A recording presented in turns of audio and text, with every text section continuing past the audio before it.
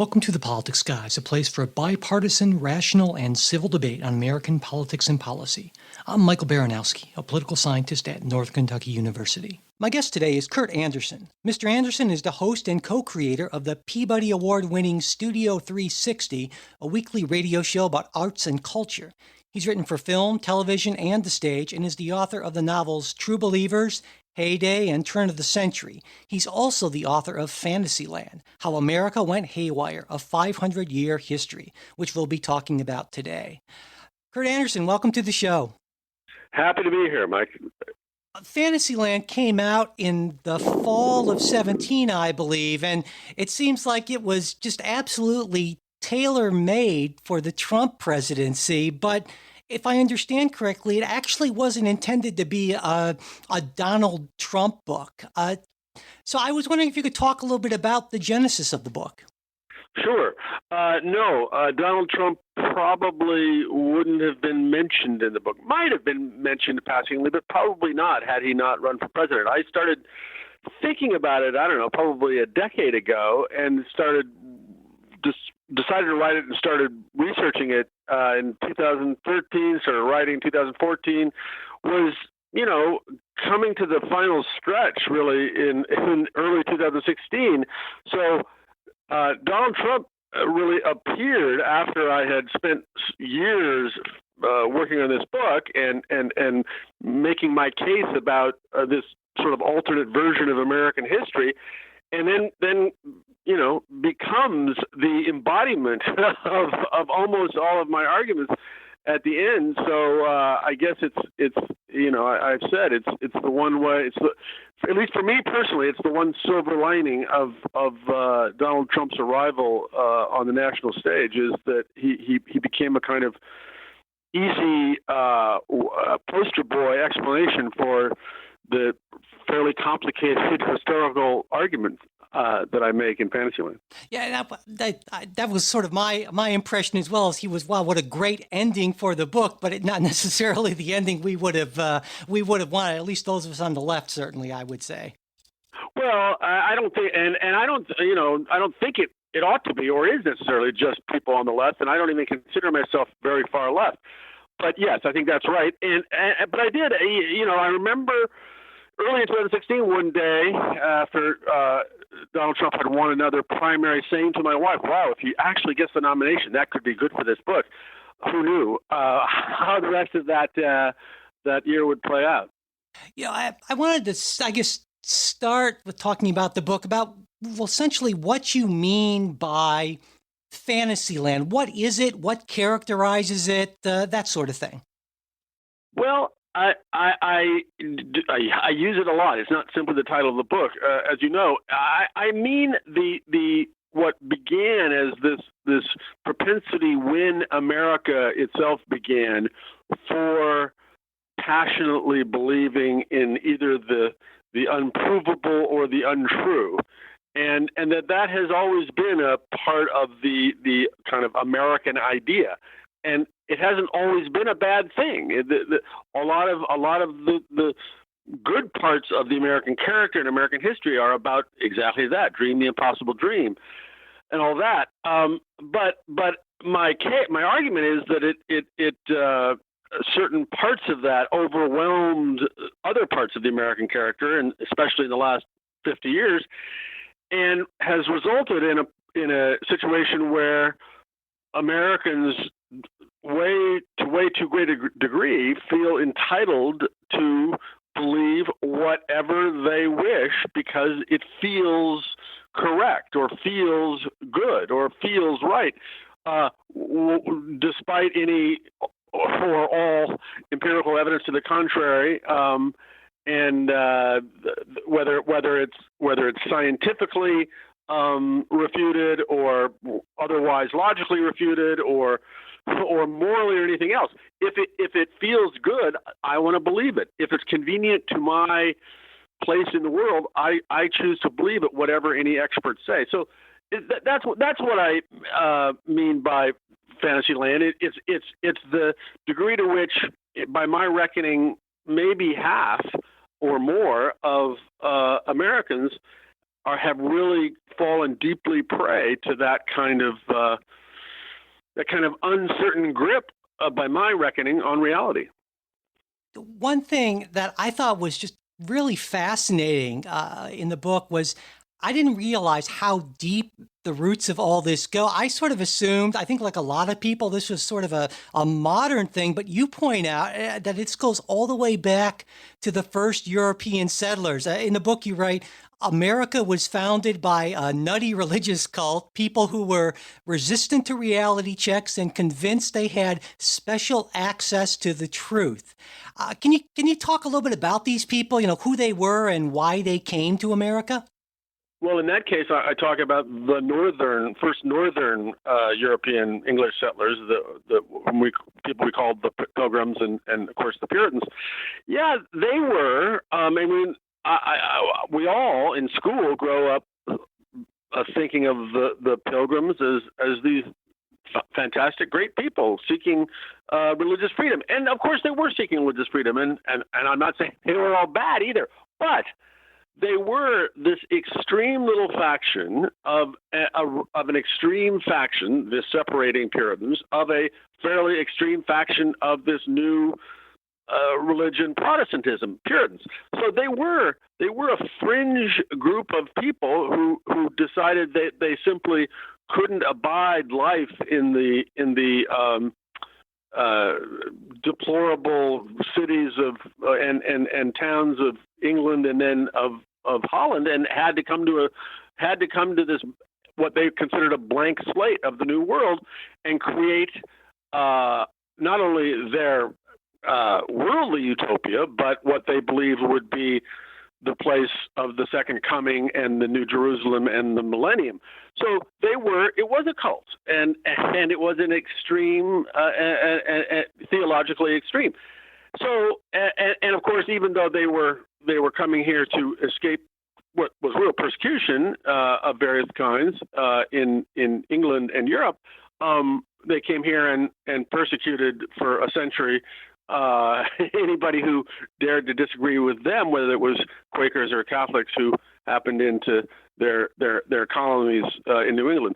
So that's what I'm talking about in that case. And of course, at the same time, in the South, the English settlers were people who moved to Virginia because they had been assured and really desperate to believe that there was gold for the plucking all over Virginia and Jamestown and Roanoke and elsewhere. And they just kept coming, even though there was no gold to be had. They kept coming, kept dying, kept coming, and kept dying for a generation before they decided, well, maybe not. So those are the two nodes of European settlement in America in the early 1600s, and I think their relationship to reality is not just metaphorically important. I think it really established important parts of what it means to be an American, which is to believe whatever you wish. Right. And so essentially we have this, our founders, if you were, are this combination of this fanatically religious strain and this fanatically rapacious strain, I guess you could say, of people.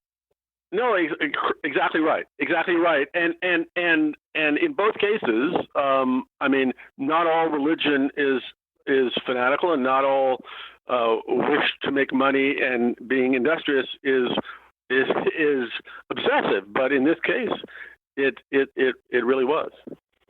What I thought was fascinating about this was that these people weren't just nuts in the way we might think about them, but they didn't actually disavow empiricism. They sort of adopted a variant of it. You call it in the book pseudo-empiricism. Can you talk a little bit about what that was and how that fit into everything? Yeah, the Puritans are really an interesting case because they did consider themselves and even their theology a form of science, and science was just emerging, and so they really regarded what they were doing as a kind of scientific endeavor, or a pseudo fact-based endeavor. They would see they would come across a strangely shaped root and decide, oh, that is a sign of Satan's influence on the natives.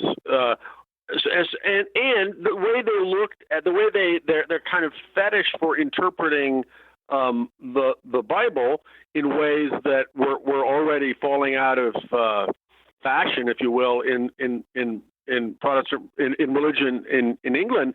Again, they regarded it as a kind of deep scientific interpretation of, for instance, the final book of the Bible, Revelation, in which they could discern very specific predictions about when and how the world was going to end and Jesus was going to return.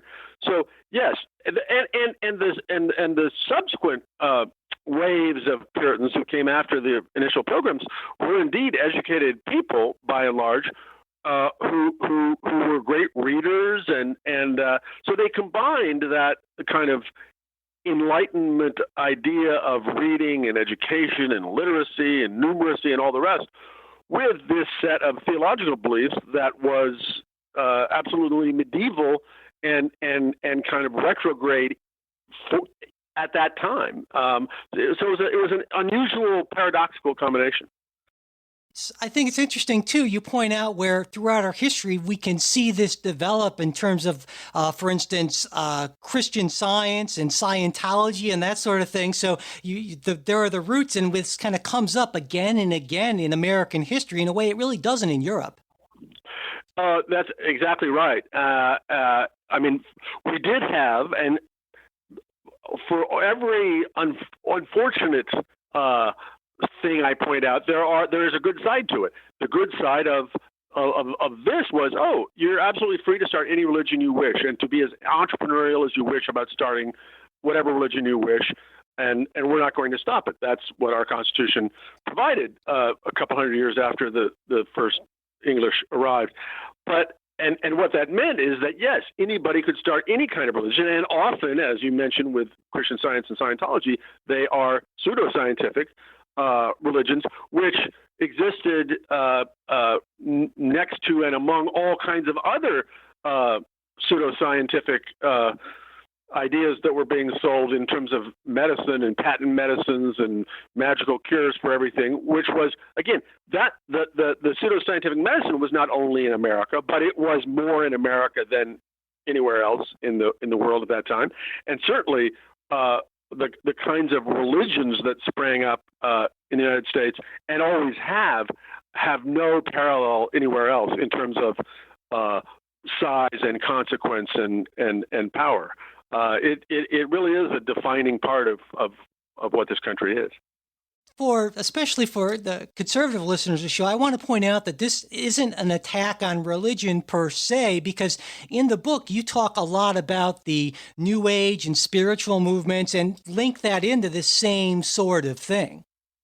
Absolutely. I think, people like Oprah Winfrey and her followers and her various New Age minions are as unhappy with me as anyone. And indeed, I grew up, going to a mainline congregational church and a Unitarian church, and I am not by any means. I mean, there are those who would consider me a blasphemer and an unbeliever, but I am not. I do not. I try in this book not to paint with a broad brush and say all religion is terrible and all belief in all faith is terrible. I don't think that. But I think the extreme versions of belief in supernatural reality and when is problematic and can become problematic, especially when it guides social policy, public health policy, and all the rest. And we have these nuts, these crazed fantasists on one hand, but the people who created the United States were very different. I mean, the founders and the framers were rationalist and Enlightenment men, almost all men, who were, I think, deeply skeptical, it's fair to say, of that kind of magical thinking. I mean, many of them even seem to question the existence of a Christian God, though not publicly. So I'm wondering, given all these fantasists that we had that started the country, how did these folks end up in charge? Well, it was 200 years later. The Pilgrims got here in 1620. Jefferson and Adams and Franklin and the rest were creating the United States of America 150, 180 years later. So there was time for evolution, and we weren't just a few hundred or a few thousand people. We were more than a couple of million people. So there's that, and the Enlightenment had started, and literally, I mean, those founders, the founders of the United States, were correspondents of and friends with the great Enlightenment philosophers of France and England at the time. So yes, they were very much rational people, and that's the way what we then called the civilized world was going, and so those people were the wise men and the grown-ups who ran the show, because that's the way the world worked, and indeed that's the way the United States worked, beginning then and for most of the next few centuries. Yes, there were always these various fringy, flaky, exciting outcroppings of belief in anything and everything, but the rationalists, the people of the Enlightenment, the reasonable adults were still in charge until they weren't. And in the book, you called it a dynamic equilibrium between fantasist and realist, mania and moderation, credulity and skepticism. And you make an argument that actually is a big reason why the United States was and has been so successful as a country. And how is that? I mean, what did you see as the sort of the power of that combination?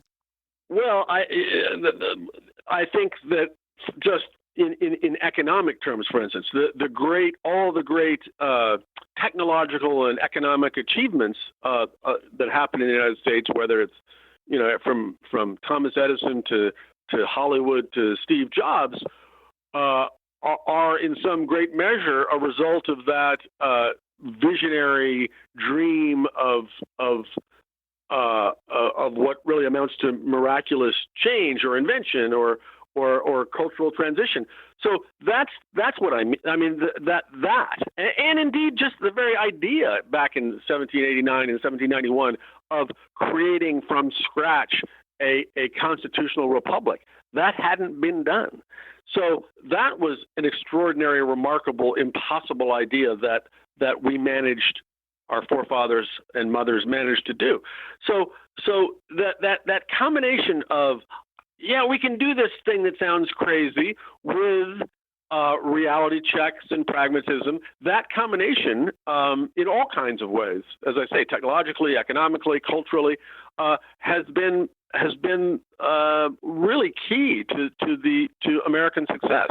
And what I'm arguing is that when one half of that combination began getting out of control in the last half century, that's when we started getting into real problems, when it wasn't in balance anymore. Right. And throughout the book, you mentioned a number of inflection points where this balance began to be threatened and failed. And the 1960s really comes out as one of the most important. And so what was it, in your view, in particular about the 1960s that sort of yanked us out of this equilibrium and into Fantasyland?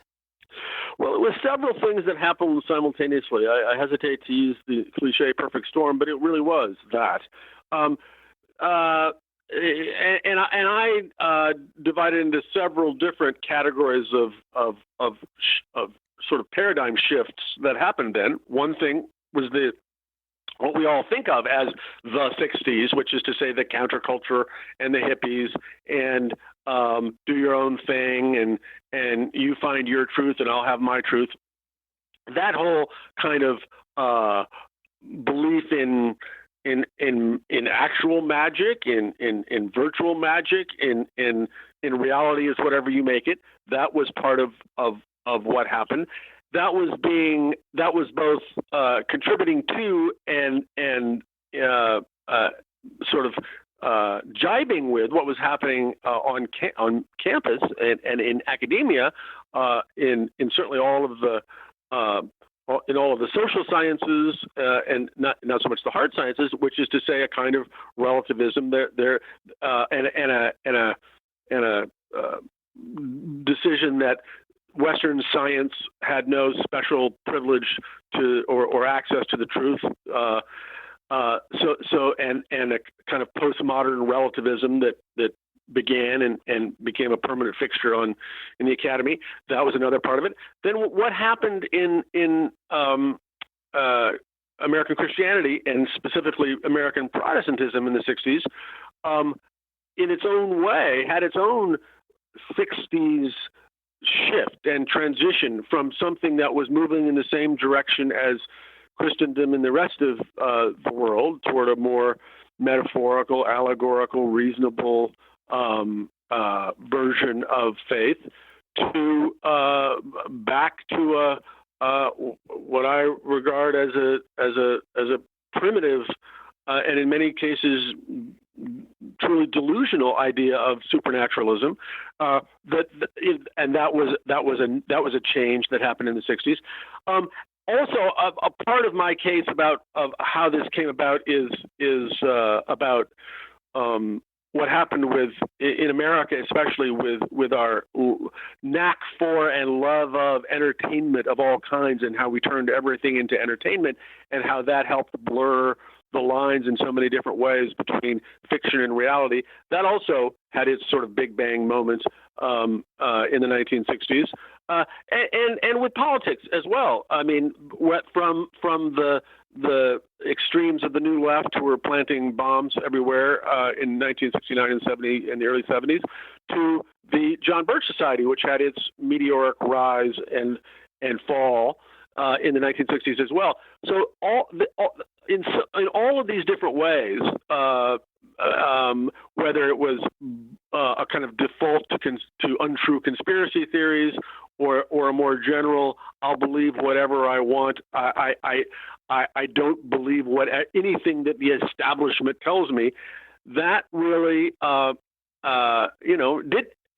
wasn't all bad as it was happening, but has become really problematic as all of those ways of thinking and of being antagonistic toward anything the mainstream says became part of the way way too many Americans think about the way the world works.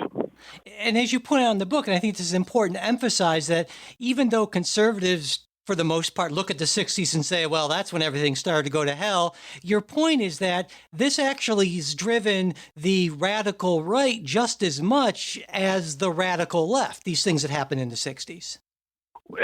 Exactly right, and in fact, and the radical right, or what you call radical right, or certainly the deranged right, or the untethered right, is much more powerful today, and has a serious influence, if not control, of the of the federal government right now, as compared to the loony left, which is still pretty marginal. So yeah, it's a great irony that the 60s, which starting in the 60s became this demonized phenomenon of everything's loosening up and moral relativism and all the rest, on the right, has in fact empowered in political senses and as well as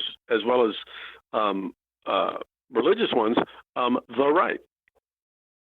I'm sure at this point that many of our conservative listeners are listening to this and thinking, geez, Mike, you brought on another coastal elite. He's saying reality has a left-wing bias.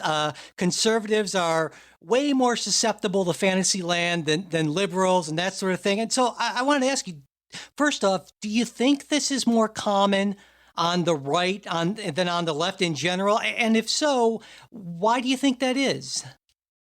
Well, that's a good question. I mean, more common, I don't know. I think it has become so. I think it has become more central to the politics and culture on the right than the left. It didn't used to be.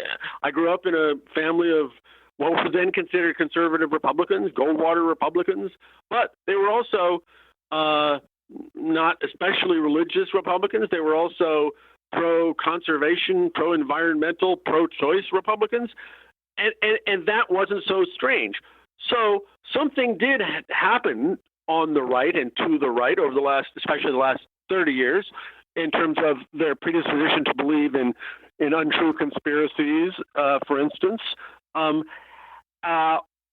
Again, there are plenty of people who believe loony things on the left, and I talk about them at length in Fantasyland, whether it's people who don't vaccinate their children, or people who believe that 9/11 was an inside job, or I could go on. But yeah, it has become more dominant and consequential on the right. There are lots of reasons. I think one of them is that because of the McCarthyist right, the John Birch Society right that got going in the 1950s and continued, while it was marginalized on the right by William F. Buckley and Barry Goldwater and the establishment conservatives through the 60s and then through the 70s, and even by the Reagan administration through the 80s, until starting in the 90s and then in this century, what had been fringe far right characters and ideas that had been kept out of the mainstream of the Republican Party were allowed in, and so belief in secret UN plans to invade America and take over and those kinds of hysterical scenarios began getting credence, and then of course once you had unregulated talk radio and highly political and partisan cable news beaming such ideas, many of them fanciful and fictitious, 24 hours a day, that ended up, again, for a variety of reasons, having more influence on the right than the left. I don't want to, and I don't believe that there is something about conservatism, as I've known it, as it used to be, that tends more toward the fantastical than the left. I really don't. I think the particular ways in which it's had this long history to simmer from the from its far right roots in the 50s and 60s is one reason. I'm afraid that the religious extremists who have become so important as part of the Republican coalition have something to do with what has happened on the right in this case as well. There are a bunch of reasons, and we can return to this in 10 years and find out if the left, the loony left, has become as consequential and powerful as the loony right has over the last 20 years. It could happen. I do not believe that there is something beautiful and pure and reasonable and rational about the left that prevents it. I think a lot of people think about, at least on the left, think about that connection between religion and the Republican Party. I believe at one point in the book, you make the observation that the Republican Party has sort of, in a way, become the party of white evangelicals. That's an important distinction, I think, to make.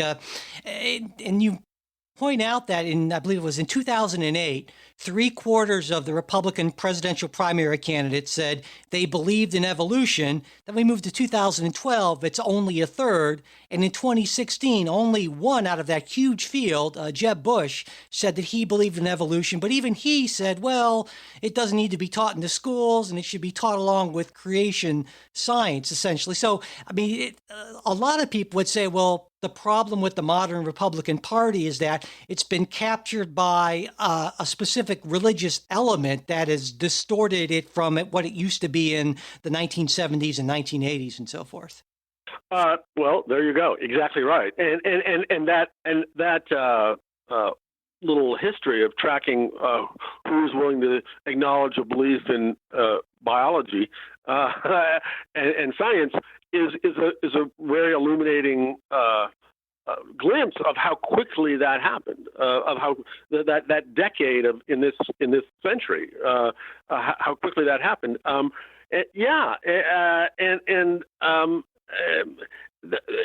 never before have we had a political party. I mean, religion has played a part in politics before, and Abraham Lincoln, the original Republican, was accused of being a atheist and a faithless heretic and many other things. So it has played a part before, but never before has one of our major parties been so aggressively and specifically and centrally a religious party as the Republican Party has become in this. I'd also like to talk with you a little bit about the role of media in all this. You've been involved in media for a long time. I'm old enough to remember a world before, the internet, social media, all that stuff. And it seems to me that one big difference is the decline of the media's gatekeeper role. And I guess there are positives and negatives. I mean, nowadays someone can create something like this podcast or if they want to try to do a modern day spy magazine, good luck to them. They can do that. But on the other hand, we have these information bubbles. We have all this polarization. We have all these outlets for people to put out and encourage others to have these crazy ideas. And now, obviously, it's impossible to go back. But as someone who, like me, has experienced both of these worlds, do you think that these changes in the media have, on balance, been a positive thing?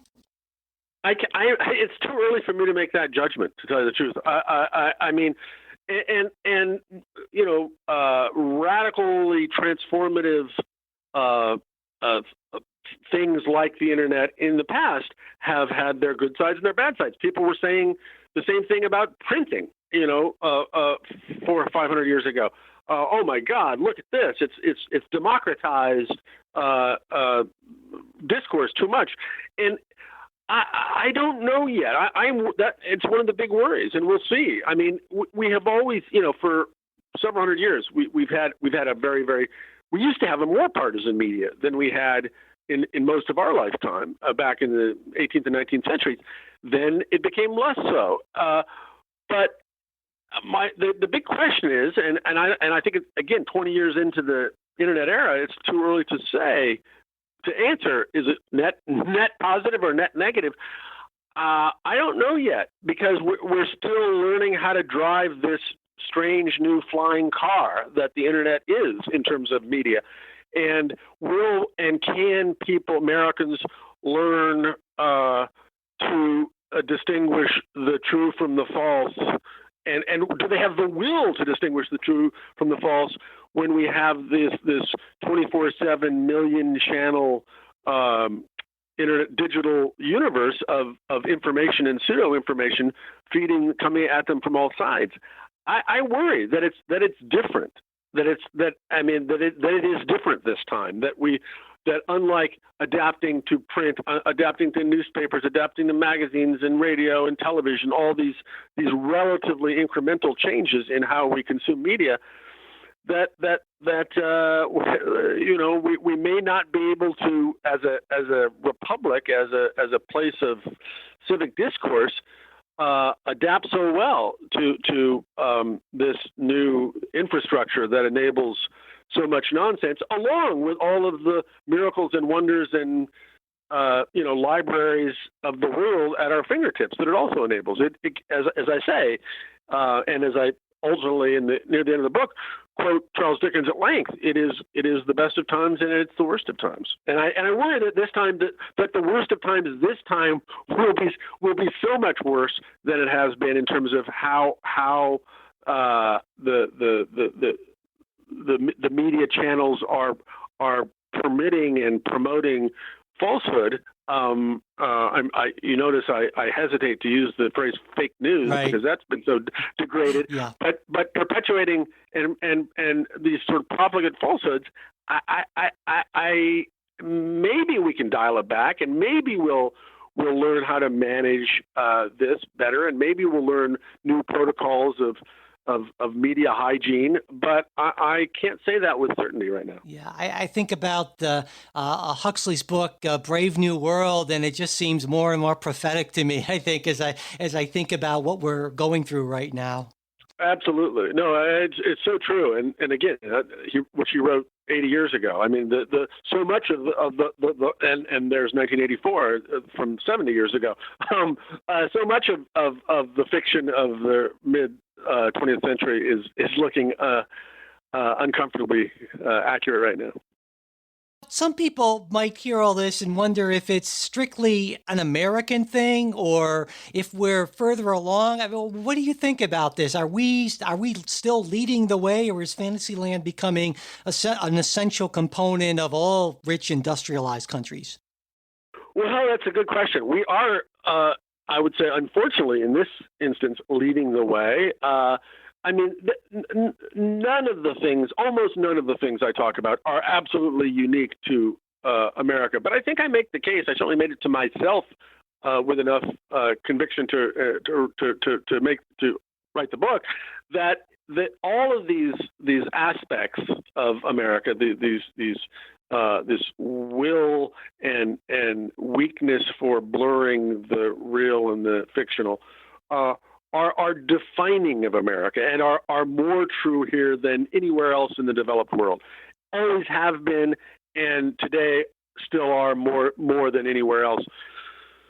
So we'll wait and see. I mean, since the book has come out, I've talked to people all over the world who say, "Oh, well, look at this! What's happening in Australia? Oh no, look at these nutters here in the UK." So, as I say in the book, no, of course it's not unique to America, but it is. I'm also getting, and one of the reasons that people have been interested in publishing this book in, China and Japan and Germany and elsewhere is, wow, we wondered why America is so different than the rest of us, and this is giving me some insight into that. So we'll see. I mean. If the United States is the canary in this particular coal mine, and the rest of the developed world follows us, I guess if I had to bet on what is going to happen, I think we're going to probably continue to be kind of an outlier and be more peculiar in this way than most of the rest of the developed world. Mention in the book, or you argue in the book, that this isn't just something that happens, but it's essentially enabled by, three groups that you identify: believers, cynics, and squishes. Can you talk a little bit about these groups? Yeah, I talk about the establishment in all of our worlds, of the academic worlds, the business world, the political world, the religious world, where there were establishments. There are establishments who for centuries really were the gatekeepers and kept out what were considered the loonies or the wrong-headed, misguided people from having too much attention or power in their various worlds. And to a fault. And part of what happened in the 1960s was, let's not have the bigotry and the sexism and the elitism that had become too extreme here or there govern how those establishments work, and let's lower those gates. Let's make those gates easier to open for different kinds of people and different kinds of voices. Great, but again, as so often happens, it went, in my belief, too far. And yes, I call the members of these various establishments. I mean, there are the squishies who just, I don't want to have a fight. Sure, you're yelling louder than me. You have more passionate belief in whatever nutty thing you believe. Fine, I'll give you this professorship, or you can have this show, or whatever. So there's that. There's the cynics who are just, wait, I can sell books that I don't believe, but people will buy. I can put on cable shows about angels and monsters that I don't believe, but I'll pretend they're documentaries and put them on. Fine. So there's that aspect. And then there are the true believers as well, who more and more over the last few decades have become part of these various establishments. So, so those are the three basic categories of people in these establishments that have essentially been, in one case, in the case of the believers, pushing their various versions of falsehood and fantasy onto their publics and the public. In the other two cases, have been complicit in sort of allowing various kinds of nonsense and hogwash and untruth to enter the mainstream as it never had before. And these cynics, in particular, have created this thing that you call the fantasy industrial complex, which is a pretty important part of the story, which has really done a lot to push this sort of thing, correct? Yeah, and by fantasy industrial complex, it's the way in which what we know as show business, Hollywood and television and movies and video gaming and the rest, it includes that, but it also has always included the ways in which, for instance, much of American religion is a form of entertainment, and not just beginning with the televangelists of the 20th century, but back in the day when one of the great distinguishing characters of American religion were these itinerant evangelists who would gather crowds of thousands and become superstars of the 1700s and 1800s. And then everything becoming a form of entertainment in America as it does nowhere else, whether it's how you sell cars, whether it's versions of Disneyland, turning our downtowns into Disneylands, and theming every restaurant. So you're no longer just going to this restaurant or that restaurant. You're going to Olive Garden, or you're going to you're pretending you're in Hawaii when you go to this restaurant at the mall. The way in which all things and everything becomes a form of entertainment. Yes, and that is driven by the great American will to make as much money as you can, and it's just one more way, and not terrible in every instance, and not so consequential in every instance, but taken as a whole, the fantasy industrial complex, as I call it, tends to blur and elide the distinctions that used to be pretty clear and bright and hard between what is real and what is fictional. So yeah, and here we are. And here we are with, by the way, a president, and maybe you're going to get to our president, who embodies the fantasy industrial complex at a certain cheesy low level to a T. Well, yeah, and that's what I wanted to actually ask you about. Certainly, Donald Trump, people have suggested that he is a caricature of a rich person, if you will, kind of an over-the-top sort of persona. I think in the book, I get a sense that you feel there's a direct line from P.T. Barnum to Donald Trump. And I was wondering, what in particular do you think that he really tapped into in the American psyche, or at least that, enough Americans, that accounts for his being the leader of the free world, as we say? Well, I quote his sister from one of the biographies of Trump saying he is P.T. Barnum. And what P.T. Barnum understood in a very different way 170 years ago is that, as he said many times, Americans love a humbug, by which he meant he could put on display a fake mermaid body and say, no, this is really a mermaid, alongside actual artifacts in his museum or in his shows. And people didn't care. They wanted to believe the untrue because it was exciting and interesting. Well, that is a very, and he made his career and name and celebrity and fortune based on that idea that, if it's entertaining enough, people will believe it's true. Well, that went out of fashion and certainly never totally came into the mainstream in American politics. Donald Trump, as a young man, again, very clearly, in his way, understood as a teenager, as he was about to go into his father's real estate business, that real estate and show business could be merged in a way that they hadn't been. That it was all about the sizzle and the hyperbole and untruth. If it could be made exciting enough, people will believe. Well, that's how he did what he did as a business person. Then, as you say, not only became like a caricature of a certain kind of rich person, but then gave up being a regular business person to the degree real estate development is a regular business, and became and literally just played a businessman on TV for 15 years before running for president. So yeah, he is the ultimate P.T. Barnum. He's also a contemporary and friend of P.T. Barnum's. I write about in the book back in the 1800s and who lived into the 1900s. Is Buffalo Bill Cody, who again was a real American hero, soldier, scout, Indian fighter.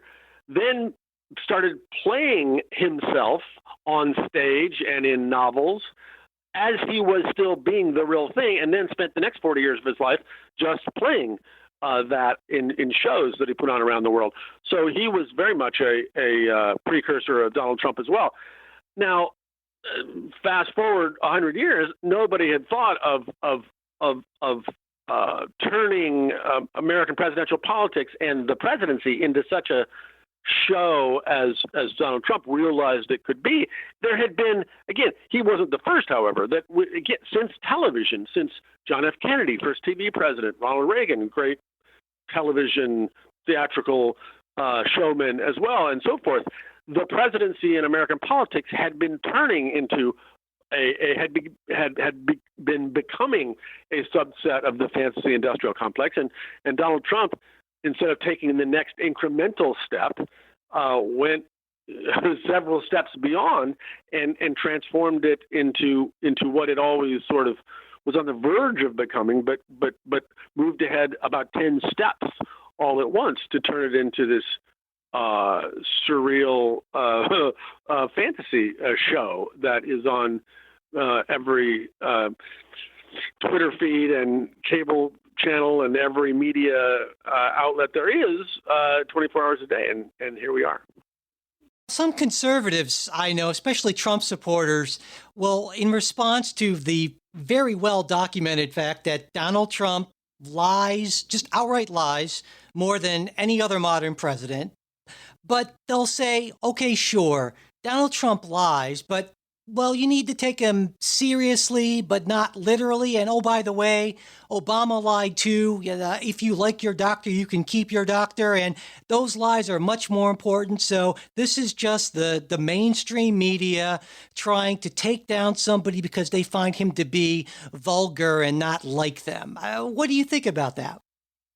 Well, we could spend the next 5 hours documenting the number and consequence of not just the lies that Donald Trump tells versus Barack Obama or George Bush or Ronald Reagan. I mean, and it's not Republican versus Democrat as far as I'm concerned. I'd be happy to have any number of the people who were running against Donald Trump for the Republican nomination be president. I would be as indifferent to their presidency as I have been to most presidents. So it's not about policy. It's about, and it's not just about lying. Yeah, sure, politicians by their nature lie. None of them have ever lied as much as this one, as has been fully documented by various catalogers of Donald Trump's lies and falsehoods. But it's his, he doesn't care about the truth or falsehood of things. And sometimes he believes things that are so preposterously untrue and keeps believing them, whether it's about Obama wiretapping him in Trump Tower or 5 million illegal voters. Is he lying about those things? Well, they're untrue, but he believes them, or he doesn't care if they're true or not. That's the difference. And that's why I am so heartened when I meet conservatives and Republicans and people of the right with whom I disagree about many things, who understand that that's the difference about this guy and what he embodies. And that if we start adopting the Donald Trump standard, and it doesn't that it doesn't matter what's true or false, and everybody lies and nothing is any truer than anything else, that's the kind then we're lost. Then when we start not having a shared basis of facts in this country, and then we can disagree that we should if we have a shared basis of fact, as we did for centuries, and say, okay, we all agree on the facts. You think we should respond this way. I think we should respond this way. Let's argue about it and figure out the way to go. Whether it's about climate change or how we should organize our health system or what wars we should or shouldn't fight, anything. As long as we agree on the facts, then we can argue. And that's what politics are, and that's what civic life is.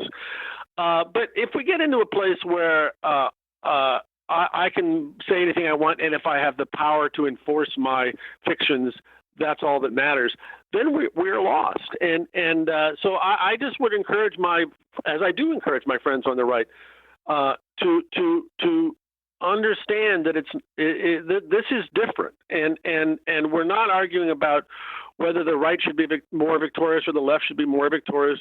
We're arguing about something more fundamental, and that if we lose the ability to distinguish between basic reality and fiction, it will come back and bite you and destroy you. You currently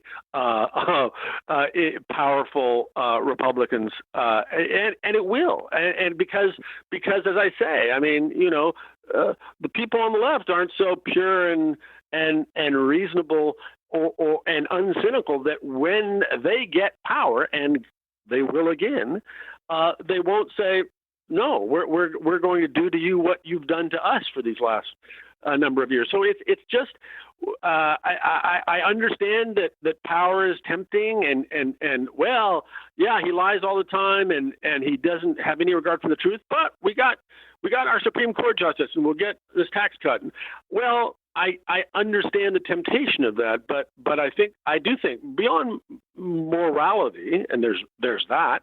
I think the price of abandoning, as I say, a shared set of basic facts of the matter and commitment to a rough version of reality that we can all share. Once we've lost that, we're goners. Then at the end of the book, though, you say essentially that you're still optimistic. And I got to say, I don't really understand why. I mean, it seems to me like technology is pushing us further and further into this. And then I think about the developments of things like virtual reality and augmented reality. And it just seems to me like we're losing this battle. I don't see light at the end of this tunnel. I'm hoping that we can end our conversation with you giving me some reason to be optimistic. Can you do that for me? Some days I can, and some days I can't. The other day, a couple of days ago, I saw a demonstration of this of the new technology that enables completely synthesized audio and video that makes it look as though you are saying things you never said. That makes me feel like, oh, we're lost, we're done. That's going to be the end of us. So, but then some days I feel somewhat more hopeful. Now, I don't think that whether Donald Trump remains president or not, I mean, I don't want him to, and I think he's a dangerous person. Again, beyond any policies he's enacted, we can argue about those. But this disregard for reality and the truth is my problem with him. It won't solve the problem once he's gone. All these forces and inclinations and playing fast and loose with facts that have led up to it that I talk about in Fantasyland will still be there. Maybe. Depending on how this ends, how the Trump administration ends, and it will be a learning moment. It will be a chastening experience. That's possible. That's part of my hope. When I get hopeful, I think like, okay, enough people will say, "Ooh, that was rough. How can we avoid that? Let's return to some version of how life was, let's say in the 90s, before the 10s, and that could happen. And when I see, in terms, I mean, the survey research, which I use pretty extensively in the book, shows me that solid, large majorities of Americans, just in terms of policy and politics, beyond the more subtle and cultural versions of Fantasyland, still say no. We need to these are the facts are these, and we need to share those, and we shouldn't deny those. Those give me some hope. But it's touch and go, and it's day by day. I mean, I am marginally more optimistic some days than others, and as I say, it depends on the day you catch me. Also, I mean, optimism is, as much as anything. I mean, I write this whole book about how we have to depend on facts and logic and reason and rationality. It's a matter of temperament, and one is either tends toward the optimistic or tends toward the pessimistic, and it's true of Americans too. I mean, part of the, as I say, when I try to sum up my optimism at the end of the book, is I'm an American, and Americans have tended to be optimistic. And again, it's what I say throughout. It's sometimes crazily over optimistic. So we'll see. I have always been an optimist. I've never been a declinist, and it's all over. And I've always found that I haven't found sympathy with that point of view. I have more sympathy with that point of view today, and I don't think it's just a fact of being in my early 60s and being an old fogey who thinks the world is going to hell. I don't think it may be partly that, but I think it's what's happened in the last couple of decades, especially, and that led me to write this book.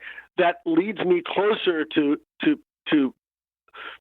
irredeemable pessimism than I've ever been, even though I try hard to eke out some optimism, and by writing this book, hoping that I can rouse the reality-based community to hold the line as much as we can. Well, on that at least somewhat optimistic note, we will close. Kurt Andersen, thank you so much for taking the time to talk with me today. Oh, Michael, it was my pleasure. This was a great conversation. That's it for this episode. Thanks for listening. Support from listeners just like you is what keeps the show going, and we truly do appreciate it. If you're interested in joining our great group of Politics Guys supporters, you can go to politicsguys.com and click on the Patreon or PayPal links you'll see there. And if you want to support the show without spending anything, you can subscribe to the podcast on iTunes, Pocket Cast, Stitcher, or whatever other podcast app you use. Share this episode with your friends and followers, and pass along our new show posts and tweets on Facebook and Twitter. Leaving reviews and ratings on iTunes also helps. If you've got a question, comment, correction, or just a random thought you want to share with us, you can reach us at mail@politicsguys.com.